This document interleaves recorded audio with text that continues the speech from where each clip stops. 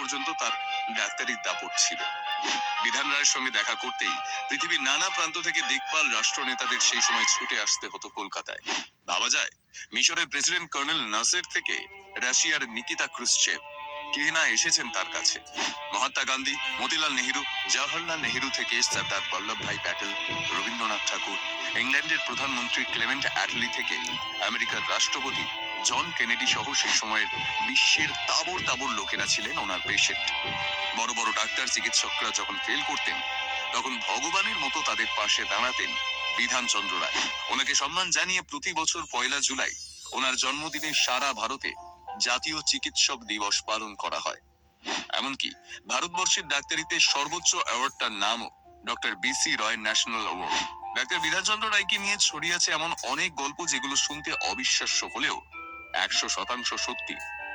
তার ডাক্তারি জীবনে এমন বহু কাহিনী রয়েছে যা আজও মানুষের মুখে মুখে ঘোরে। এর আগের ভিডিওতে আমরা বিধানচন্দ্র রায় ও কল্যাণীর প্রেম কাহিনীর গল্প শুনিয়েছিলাম।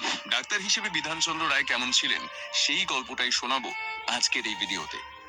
বিধানচন্দ্র রায় তখন বাংলার মুখ্যমন্ত্রী। প্রতিদিন ভোর 6টায় উঠে বেলা 10টা পর্যন্ত বিনে পয়সায় 16 জন রোগী দেখতেন তিনি। একদিন 16টা রোগী দেখার পর কম্পাউন্ডার এসে জানালো আরো একটা রোগী এসেছে। বিধান রায় কম্পাউন্ডারকে ধমক দিয়ে বললেন, তুমি জানো না আমি এর চেয়ে বেশি রোগী দেখি না? তাহলে কেন এসেছো? কম্পাউন্ডার মুখ কাঁচুমাচু করে বলে, লোকটা মাথার যন্ত্রণায় কুঁকড়ে যাচ্ছে স্যার, পাগলের মতো করছে। এমার্জেন্সি কেস বুঝে নিজেই চেম্বারের বাইরে বেরিয়ে এলেন বিধানবাবু। রোগীকে একবারও ছুঁয়ে দেখলেন না তিনি। কম্পাউন্ডারকে বললেন, সামনের বাজার থেকে একটা পাকা কাঁঠাল নিয়ে এসো তো। ডাক্তারবাবুর মুখে এই কথা শুনে সবাই অবাক। পাকা কাঁঠাল দিয়ে মাথা ব্যথার কি চিকিৎসা করবেন বিধান রায়? বাজার থেকে আনা হলো পাকা কাঁঠাল। রোগীকে স্ট্রেচারে শুইয়ে দিলেন ডাক্তারবাবু। তারপর কাঁঠালের 2 টুকরো সুতো দিয়ে রোগীর 2 কানে বেঁধে দিলেন। রোগীকে বললেন, আমি যতক্ষণ না ফিরছি ততক্ষণ চুপ করে শুয়ে থাকো। এরপর স্নান খাওয়া সেরে 3 ঘন্টা পর ফিরলেন ডাক্তার রায়। ততক্ষণে রোগীও সুস্থ হয়ে গিয়েছে। কাঁঠালের টুকরো দুটো খুলতেই দেখা গেল ঠিক ঠিক করছে পিঁপড়ে। আসলে ওই রোগীর কানে পিঁপড়ে ঢুকেছিল, বেরোনোর রাস্তা খুঁজে পাচ্ছিল না। ডাক্তারবাবু কানে 2 পাশে পাকা কাঁঠাল বেঁধে দিতেই সেই গন্ধে সেই পিঁপড়েগুলো বেরিয়ে আসে। পিঁপড়ে বেরিয়ে যেতেই রোগীও সুস্থ হয়ে যায়। আর রোগীকে ধমক দিয়ে বলেন, এবার পাড়া পুকুরে স্নান করাটা বন্ধ করুন। আগে হ্যাঁ, রোগীকে না ছুঁয়ে স্রেফ এক ঝলক দেখে এভাবেই রোগ ধরে ফেলতেন বিধান রায়, বলে দিতেন ওষুধ।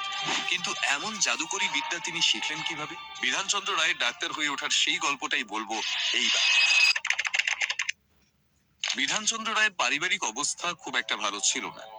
তিনি প্রথমে ইঞ্জিনিয়ার হতে চেয়েছিলেন, তাই প্রথমে শিবপুর বেঙ্গল ইঞ্জিনিয়ারিং কলেজে ও পরে সেকেন্ড অপশন হিসেবে মেডিকেল কলেজে ভর্তির আবেদন করলেন। কিন্তু প্রথমে মেডিকেল কলেজ থেকে ভর্তির সুযোগ আসায় ডাক্তার হওয়ার সুযোগটাই আগে বেছে নিলেন। ভর্তি হয়ে গেলেন মেডিকেল কলেজে। কলেজে ভর্তি তো হলেন, কিন্তু পড়াশোনার খরচ, নিজের খরচ চালাবেন কিভাবে? ডাক্তারি পড়ার পাশাপাশি তাই পুরুষ নার্স হিসেবেও কাজ করা শুরু করলেন। এতে তার রোজগারও হতো, আবার টুকটাক ডাক্তারির প্র্যাকটিসও চলতো। প্রাইভেট নার্সিং হোমে 12 ঘন্টা ডিউটি করে তখন তিনি দিনে 8 টাকা রোজগার করতেন। পার্ট টাইম ট্যাক্সিও চালাতেন। মানুষের শরীর নিয়ে ছিল তার প্রচন্ড কৌতূহল। মরা মানুষের লাশ নিয়ে নাড়াঘটা করা ছিল তার নেশা। আর এভাবেই অ্যানাটমিতেও খুব কম সময় দক্ষ হয়ে উঠলেন তিনি। কিন্তু একবার এক ব্রিটিশ অধ্যাপকের সঙ্গে ঝামেলায় জড়িয়ে তার ডাক্তারি জীবন প্রায় শেষ হতে বসেছিল। সেই অধ্যাপকের নাম ছিল কর্নেল পেক। একবার কলেজে ঢোকার মুখে কর্নেল পেকের চালকের দোষে তার ঘোড়ার গাড়ির সঙ্গে একটা ট্রামের অ্যাক্সিডেন্ট হয়। I don't want to spoil my hands.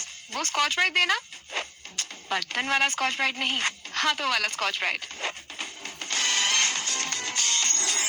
Wow! Save dry hands instantly. हर दिन shine, हर दिन smile with Scotch Brite. Accident হয়, তখন বিধান রায় সেখানেই ছিলেন। নিজের চোখে অ্যাক্সিডেন্টটা হতে দেখেছিলেন তিনি। ট্রাম কোম্পানির বিরুদ্ধে মামলা করেন কর্নেল।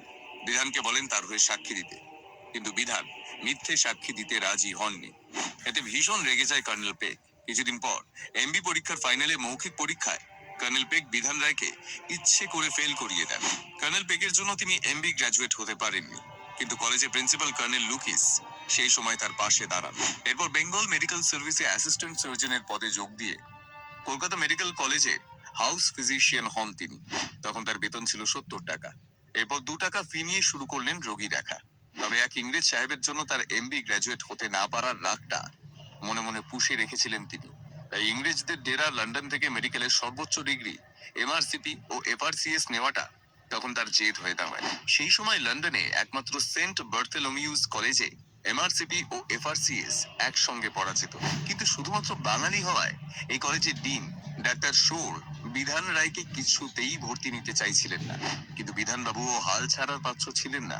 1.5 মাসে 30 বার তিনি ডাক্তার শোরের সঙ্গে দেখা করেন। অবশেষে তার জেদের কাছে হার মানতে বাধ্য হন ডাক্তার শোর। বিধানকে কলেজে ভর্তি হওয়ার অনুমতি দেন তিনি। 2 বছর কঠোর পরিশ্রমের পর 1911 সালে বার্থেলোমিউস কলেজ থেকে একসঙ্গে এমআরসিপি ও এফআরসিএস ডিগ্রি পেলেন তিনি। তার স্বপ্ন পূরণ হলো। তার এই সাফল্যে মুগ্ধ হয়ে কলেজের ডিন ডাক্তার শোর তাকে একটা চিঠিতে লেখেন, বাঙালিদের সম্পর্কে আমার অভিজ্ঞতা ভালো ছিল না। আমার মনে হয়েছিল তোমাকে আমার কলেজে ভর্তি করলে আমাদের কলেজের ঐতিহ্য নিচে নেমে যাবে।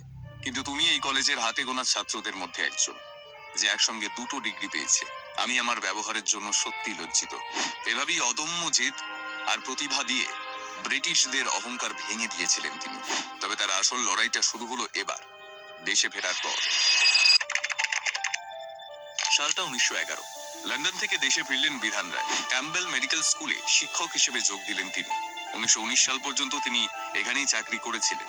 মুখ্যমন্ত্রী হওয়ার পর তিনি এই ক্যাম্বেল মেডিকেল কলেজের নাম বদলে নীলরতন সরকার মেডিকেল কলেজ ও হাসপাতাল রাখেন।